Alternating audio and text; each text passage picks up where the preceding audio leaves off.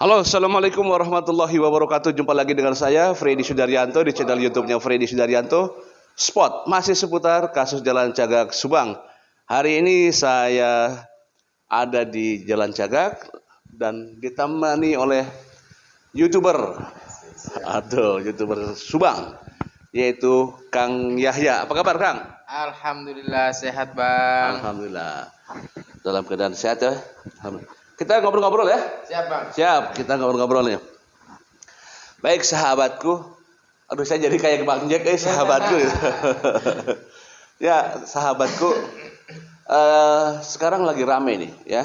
Lagi rame setelah adanya rilis dari Polda Jabar mengenai sketsa daripada saksi potensial. Saksi potensial, ya, ada sketsanya. Nah, kira-kira nih menurut Kang Yahya dari sketsa nih ya, ini kan pasti Kang Yahya juga ada apa ya, mencocok-cocokkan seperti kayak gitu ya. Saya pengen tanggapannya dari Kang Yahya lah dengan sketsa yang disampaikan yang dirilis oleh Polda Jabar ya. Mangga Kang Yahya, mangga ditaruh di situ. Baik.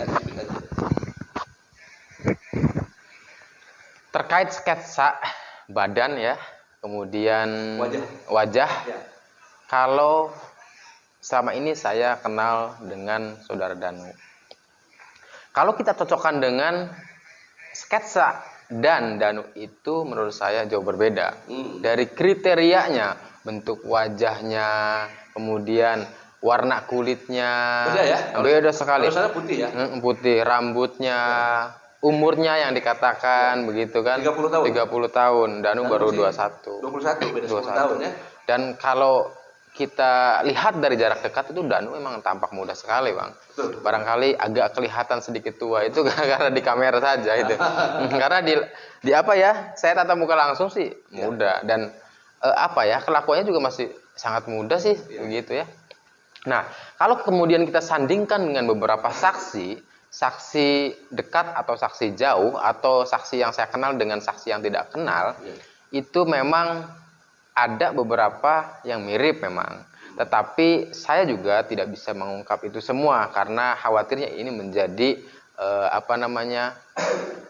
sangkaan, kira-kira begitu, Bang. Sangkaan, tetapi ini adalah dugaan saya pribadi, tetapi saya sudah mencocokkan dari banyak saksi itu, oh ternyata ini loh, kira-kira begitu. Tapi saya tidak mau ngebuka, ini adalah hanya pandangan diri dan untuk saya pribadi, kira-kira gitu, Bang. Kalau kita kembali ke belakang nih, Bang Yahya, di tanggal 18 itu ada saksi yang barangkali sudah dipanggil oleh pihak penyidik, yaitu adanya kejadian. Satu adalah ada saksi namanya Ajat, waktu itu mau beli bubur ya. Mang Ajat itu ya. Mang Ajat. Kemudian dia melihat katanya terjadi pergerakan mobil. Betul. Ya, tapi tidak melihat orang. Karena ada lagi yaitu saksi Mang S. Mang S itu dia diam di angkot. Nah, ada supirnya. Supirnya sempat berhenti di depan jalan karena ada mobil Alphard yang menghalangi. Iya. Itu mobil Alphard yang ada di TKP. Iya. Ini menurut salah satu media ya. Siap. Kemudian berhenti karena terhalang oleh mobil Alphard angkot ini. Nah, Mang S-nya ini ada di dalam angkot. Nah, sempat terjadi ricu antara sopir angkot, bukan ricu sebenarnya, lebih pada marah ya. Marah lah ya, menegur lah ya. Menegur kepada supir Alphard. Pengemudi supir Alphard. Dan Mang S itu melihat secara langsung yang membawa mobil Alphardnya. Ini menurut salah satu media ya. Ya, siap. Dan dicirikan di sana katanya wajahnya putih, mirip-mirip orang Korea, ya disampaikan ya di salah satu media. Betul. Itu dari Mang S itu kan. Betul. Nah, salah satu saksi. Saya jadi kepikirannya begini ya, Bang Yahya, apa yang disampaikan di rilis Polda Jabar ini seperti ada keterkaitan. Betul. Persesuaian iya ya. Apa yang disampaikan oleh saksi Bang S pada saat tanggal 18 waktu mobilnya terhalang oleh mobil Alphard. Iya, yang katanya mundur seperti ke bawah, ke bawah. Nah ini bagaimana menurut Bang Yahya? Siap. Seperti ada persesuaian gitu. Betul. Saya menonton dan melihat, membaca ya terkait berita yang beredar terkait hal ini, bahwa memang Mang S menyatakan bahwa misalkan mukanya seperti Korea-Koreaan, rambutnya seperti itu, ya kan putih, kira-kira begitu. Karena barangkali ketika kemudian mobil itu dikagokkan dengan Alphard kan berhenti. Jadi, artinya agak fokus melihatnya kira-kira. Karena biasanya bikin kagok mobil itu kita bukan melihat mobilnya, tetapi setelah berhenti langsung ke orangnya, supirnya. Pengen marah kan? Pengen marah kira-kira itu. Yang fokus pasti mana sih supirnya kan? Betul. Gitu. Ini pasti refleks mereka ya. Baik supir maupun Mang S-nya kira-kira ya. Penumpang ini ya kan. Langsung melihat supir, kira-kira agak fokus lah situlah ya. Sehingga kemudian menurut saya juga ada persesuaian antara sketsa yang dirilis oleh kepolisian dengan keterangan-keterangan tadi supir atau saksi ya yang tadi pagi itu ya. Itu ada kesesuaian Bang. Ini yang kemudian menjadi tugas kepolisian yang lebih lanjut, bahwa memang harus diselidiki dan diselidiki lebih jauh terkait dengan ini kemudian agar kita support untuk menangkapnya, kira-kira begitu Bang. Karena kalau kita lihat dari saksi-saksi yang sudah ada setelah dipanggil dan adanya berita ini, seperti ada katanya 5 orang, ada yang melihat 5 orang di TKP jam 11 lewat ya. 5 orang, 3 orang wanita, 2 orang betul 2 orang laki-laki, tapi dia melihatkan lagi naik motor. Iya. Mungkin tidak akan terlihat mukanya ya. Betul. Berbeda dengan saksi Mang S. Berhenti mobilnya karena dikagokkan oleh Alphard itu. Jadi mungkin bisa jadi saja. Mungkin ya, ini buat kita mungkin ya. Siap. Apakah yang dirilis oleh pihak Polda Jabar, mungkin apakah keterangan didapat, kan ini kan gini, pihak penyidik itu pasti merilis itu pasti dari saksi kan, betul, dari beberapa saksi yang disampaikan ya. Apakah mungkin bisa jadi ini apa yang dirilis oleh Polda Jabar, apa bisa jadi dari saksi ini? Bisa jadi Bang. Bisa jadi. Bisa jadi.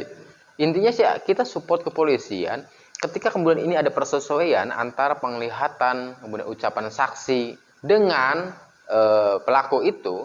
Ketika kemudian sudah fix lalu ditangkap kan nantinya juga akan merembet Bang. Akan merembet, bernyanyi dan sebagainya. Ini yang kemudian dibutuhkan oleh masyarakat sebenarnya Bang. Tangkap aja dulu satu kira-kira. Biar merembet semuanya kira-kira gitu Bang. Ya mudah-mudahan dengan dirilisnya sketsa wajah ini, kita berharap mungkin atau kedepannya akan terkuak, kemudian merembet dan merembet. Betul. Kalau udah satu kena, insya Allah akan merembet ke yang lain. Betul itu Bang. Ya. Pasti itu Bang, pasti. Makanya kita selalu support kepolisian agar segera dengan adanya rilis ini adalah artinya satu step lebih maju. Pertanyaannya sekarang gini, misalkan kalau memang benar ya, misalkan apa yang dirilis oleh pihak kepolisian dengan sketsa ini, apakah bentuk nyatanya orangnya yang ada di sketsa ini, apakah sudah ada di kepolisian? Iya. Tahu ya? Kita tidak tahu betul. Mudah-mudahan sudah. Mudah-mudahan sudah. Berharap mudah-mudahan sudah. Karena ya harapan kita semua begitu Bang. Karena ya itu harapan, dan ini gini, pihak kepolisian tidak akan merilis, mungkin ya, kalau belum ada ininya ya. Ini baru asumsi kita ya. Iya betul ya. Tapi kalau sudah ada misalkan bentuk aslinya sudah ada di kepolisian, ya kita berharap nanti karena gini loh.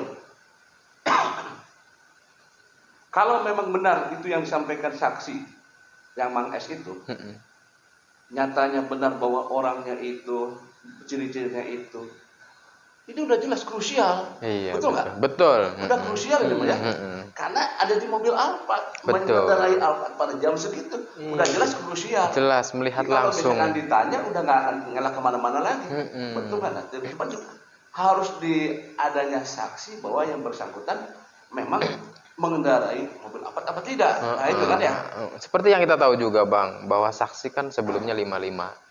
Hari ini sudah 69. Ya. Artinya adalah bertepatan dengan dirilisnya sketsa pelaku juga atau supir Alphard juga, itu bertepatan dengan jumlah atau bertambahnya jumlah saksi yang ada. Nah, kalau tadi berbicara harapan kita ternyata sudah ditangkap. Itu harapan yang utama kita itu sebenarnya. Karena begini, merilis sebuah sketsa tanpa didasari kemudian argumentasi, keilmuan, spesifikasi yang jelas, itu juga akan blunder. Maka kemungkinan besar ini dengan bertambahnya saksi itu sebenarnya sudah ada di sana kira-kira. Wah, ini harapan kita sekali, Bang. Saya kaget waktu itu karena kita tahu semua pada saat kita ada 55 ya. Iya, betul. Tiba-tiba sedang kemarin infokan ada 69. Betul. Ini yang tidak terekspos di media ya. Jadi 69 nih. Jadi pertama lagi kita tidak tahu ya. Siapa-siapa saja saksi yang dipanggil lagi. Artinya juga kepolisian ini serius dalam menanganinya, Bang. Luar biasa. Walaupun ada pernyataan dari Kombes Bapak Yani bahwa ini adalah mengalami kesulitan yang sangat ini ya. Jadi rumit gitu ya. Karena disampaikan seperti itu bahwa kasus ini memang rumit gitu. Berarti memang luar biasa. Iya. Kalau udah rumit begini, perencanaannya luar biasa. Ini pasti perencanaan. Perencanaannya luar biasa. Ini udah nggak ada lain, nggak ada lain. Sudah ada perencana.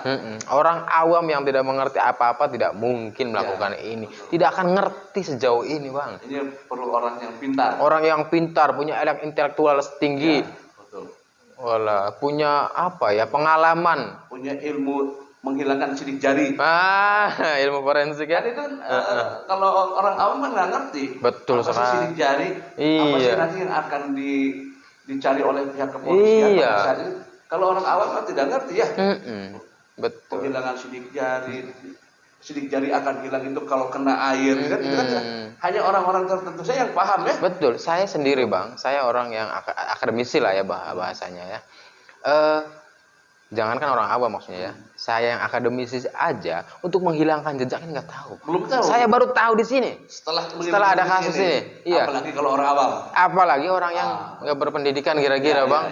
Masya Allah, orang yang nggak sekolah, boro-boro tahu itu, Bang. Ya, benar. Allah, kita aja baru tahu di sini kok. Lah ternyata menghilangkan jejak ini seperti. Artinya adalah ini fix, Bang, bahwa yang pelaku ini adalah bukan orang biasa.